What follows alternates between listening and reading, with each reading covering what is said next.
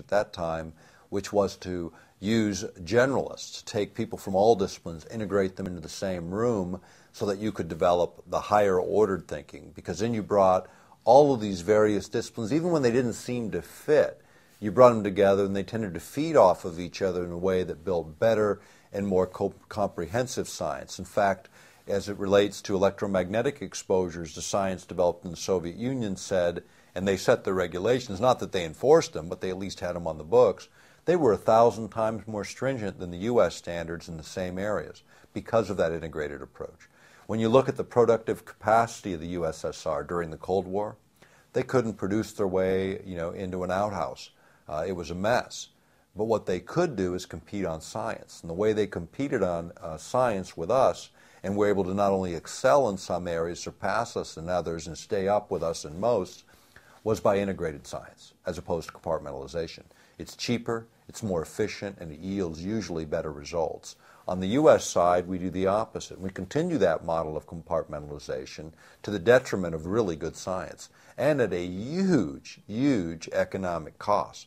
The duplication within that system, the cost of man-hours within that system, and the waste that's created in that system. Now, what does that all mean in the broader context of global science? The U.S. spends in the regular defense budget somewhere around $700 billion a year, which is a big number. We've got a couple wars going on top of that. The Chinese spend about 70, 80 billion is what our intelligence tells us. At least that's what's publicly released. When you run inefficient science, and the Chinese don't run inefficient science, they steal everything they can that's already been developed and then take it from there. And they do it at rice bowl wages. They're not paying top flight scientists $250,000, $500,000 a year in salary and benefits. And they're not paying Davis-Bacon wage rates to build ships. They're building them for a bowl of rice. And what you get in China for 70 billion is what you get in the U.S. for probably far in excess of what we actually spend, because you can't measure it in dollars or currencies. You have to measure it in productive output. And what the Chinese are doing with their productive output is making sure that they can move millions of men and women in their armed services anywhere they want to put them on the planet. That's what's going on there. For every ship they build, we think about it because they actually build hardware and they build it faster than virtually anyone on the planet. And it's causing a lot of concern, because when you start to think about how does all this play into the geopolitics of the planet, climate change and energy and the issues that we've been talking about the last couple of days, they really do fit together. China is moving to energy independence. They're building a coal to liquids plant every 18 months from start to finish. They have so many planned online. Their objective is to be free of the West in terms of contributions to basic natural resources. And what are they doing with all the trillions of debt, U.S. debt, that they're collecting? What are they doing with all the dollars that they're collecting? They're going around the world.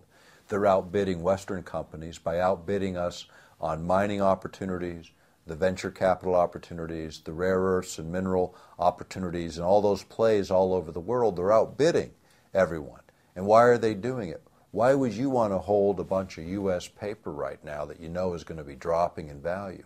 You're better off buying the commodities. When the market fell apart and copper hit $1.30 a pound, which was the lowest it had been in years, the Chinese bought more then than they ever bought in their history, and they bought it all the way up till it blew through the old record price by 10%, while the economy is still in the toilet in the U.S. and Europe, and commodity prices are breaking through the roof. And all those investments those Chinese made with all those cheap U.S. dollars, well, they still had a little bit of value, and we all thought they were nuts for paying 10, 20% more than the market said those assets were worth.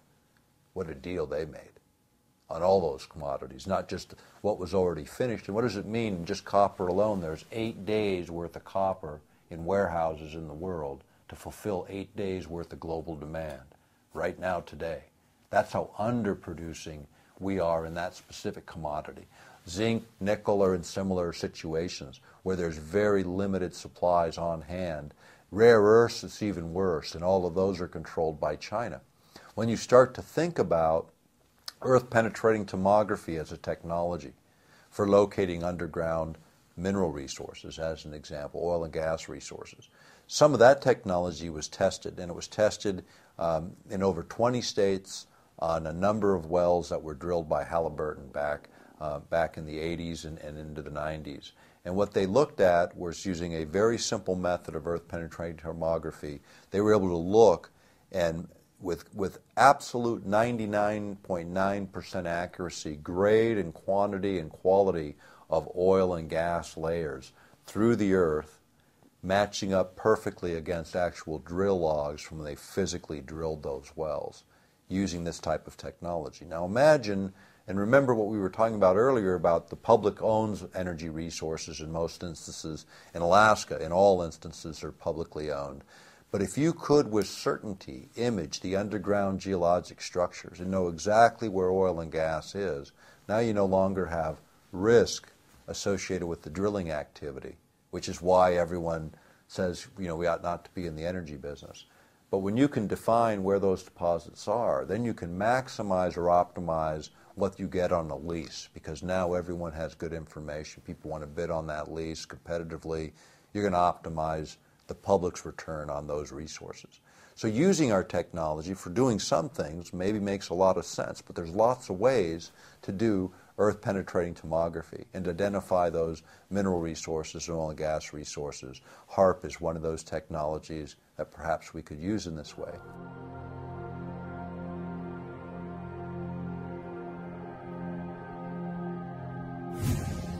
When Skylab launched the first time, we realized that, back in the 70s, we realized that it created a hole in the ozone layer. And everybody watched it, and they said, after a few hours it all filled in and everything went back to normal. But think about this now. Think about it as a practical matter. The earth is turning, you make a hole, everything's moving, eventually it gets filled in, or it appears to get filled in.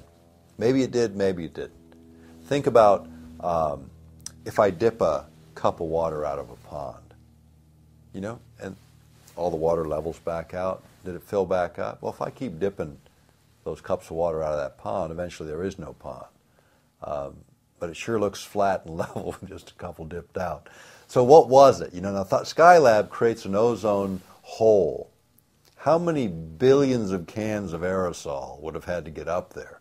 And it didn't start down here, It started up there where you actually delivered particulate material to the place that you're trying to affect and created a chemical reaction. 3,000 satellite and rocket launches, over 3,000 worldwide, did more for the ozone depletion on the planet, I assure you, than all the air spray that everybody ever discharged. And again, nobody takes any responsibility. Blame it on the guy with the aerosol can, while governments stand back and go, we didn't do anything here. This is the problem and the arrogance of it all. And often it's the case where the other guy is blamed for something that our own government has done. In fact, if you look at environmental issues generally, virtually all the Superfund sites, 90% of them, are government sites where the government made the mess, and then the rest of us get to clean it up. Now we're experimenting with science that's much, much different than leaving a mess in some local location on the ground. We're manipulating the entire geophysical systems of the planet and trying to learn how to do it better, how to dial it up a little more efficiently, how to control those outcomes with a more precision and a more higher resolution as our science advances.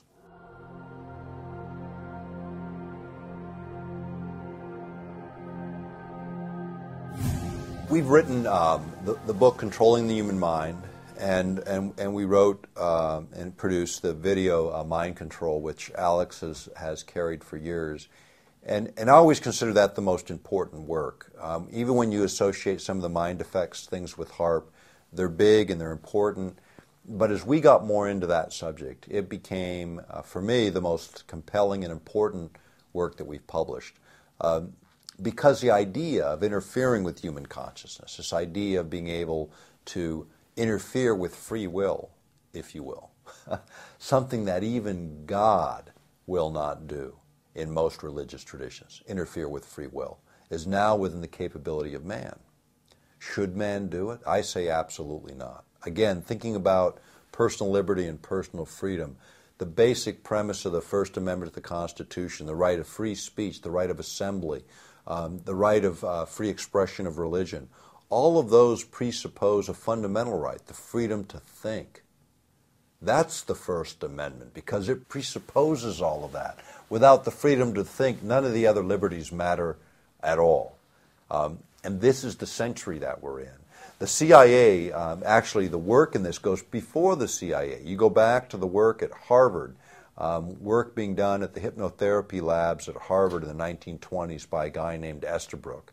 And Estabrook had this idea that you could create what we would call today the Manchurian candidate, some super spy that would be pre-programmed to do destruction or gather intelligence, and if captured would have absolutely no knowledge of any of it.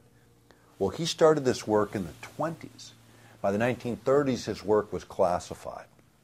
By the 1960s, the material he had published, he acknowledged that he created these super spies, that he spent 9 to 10 months, and 1 out of 5 people were subject to this level of programming, where he would subject them to 9 to 10 months of programming where he literally split the personality into 2 separate human beings within the same body, programming one to be the super spy where they could function in another country without detection, and if captured would have no memory of their true self. And yet when they returned to the United States, this altered consciousness could be re-triggered to remember everything they collected in the foreign country and their true self. The problem is you can't put Humpty Dumpty back together again. Once you fracture a human being in this way, you've effectively destroyed them forever. He believed this was a good idea, and he advanced this technology. And the same material that he published advancing the idea that using LSD to alter people's consciousness for mind control experiments was legitimized and reasonable and a good thing. That's what he wrote in his published work. At the same time, the Central Intelligence Agency later was revealed to be experimenting with LSD on 8,000 men and women in the armed services alone, not to mention the civilian sector. This came out in a congressional report that was on activities within the CIA right after Watergate. When, remember Watergate, there's ex-CIA operatives breaking into this building for the bagmen of the Nixon administration. Well, there are no ex-CIA guys, number one, unless they're dead. And number two, the fact is when they got caught, what they got caught doing were mind control experiments. The church committees and the Congress actually heard the testimony as the CIA busied themselves shredding the documents because they acknowledged over 140 programs under MK Ultra and its sub-programs that were directly involved in the manipulation of human behavior using chemical means and electromagnetic means. And one of the organizations they worked through at the time was the Mankind Research Association, operated out of Bethesda, Maryland, which was a front for Navy intelligence organizations and the Central Intelligence Organization developing mind control technologies and an understanding of what those would be about. More than a Manchurian candidate, manipulating people over huge geographic areas for very specific outcomes. At the same time, they were engaged in a great deal of research on what they called paraphysics, or parapsychology, or ESP in those days. A number of those reports prepared as far as our analysis of Eastern Europe that were eventually released under Freedom of Information Act are posted on our website. And you can go and look there and you'll see hundreds of pages of these declassified documents. They're heavily redacted, lots blacked out, but you get a general sense of what we were doing. And here's what they discovered. And it's not in the published work. It's not in the other videos. It's not in that material. But here's the conclusions after all of it. And I met the Northwest Field Director, got to know him real well over the years, of the Mankind Research Association, the kind of stuff they were doing back in the 70s. And he kept his data. He's got a great box of data talking about all of these experimentations. And what they concluded was that, A, extrasensory perceptions, these odd little things that people could do, were real. Not in all instances, but in enough instances to cause them some alarm, military planners.